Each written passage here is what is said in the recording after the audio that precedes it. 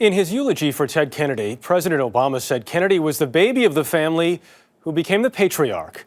That is the focus of tonight's Weekend Journal. Patriarch, it turned out, was a role he heartily embraced.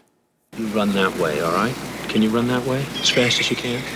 Besides his 3 children and 2 stepchildren, Ted Kennedy was a surrogate father to the kids left behind by his slain brothers. Robert Kennedy had 11. Every single one of my brothers and sisters needed a father. And we gained one through Uncle Teddy. For so many of us, we just needed someone to hang on to. And Teddy was always there. Always there for every baptism, graduation, and wedding.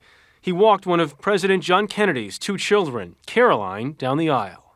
He showed us how to keep going no matter how hard things were, to love each other no matter how mad we got, and keep working for what we believe in. He convinced us that we could ace the next test, make the varsity team, win the next race, whether it was sailing or politics. After Caroline's wedding, her mother, Jacqueline, wrote Ted a poignant letter, which then CBS News correspondent Gloria Borger recounted in this 2000 interview for 60 Minutes. On you, the carefree youngest brother, fell a burden a hero would beg to be spared. Everyone is going to make it, because you were always there with your love. Jackie. It's about as nice as you can get. America is better because of the leadership of Edward Kennedy. When John Kennedy Jr. was lost in a plane crash 10 years ago, Senator Kennedy took charge and took care of Caroline.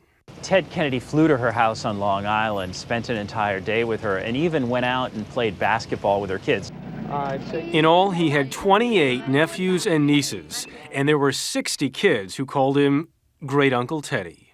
He had the skills to keep everything glued together, even though the family had been beset by such awful circumstances over the decades. The Kennedys say that when word of his death came Tuesday, they lost the, quote, irreplaceable center of their large, extended family. It was a beautiful summer night. The moon had set. There was no wind. The sea was calm and the stars were out. I looked up and there was this one star hanging low in the sky that was just bigger than all the rest and brighter than all the rest, with a twinkle and a sparkle louder than all the others. I know it was Jupiter, but it was acting a lot like Teddy.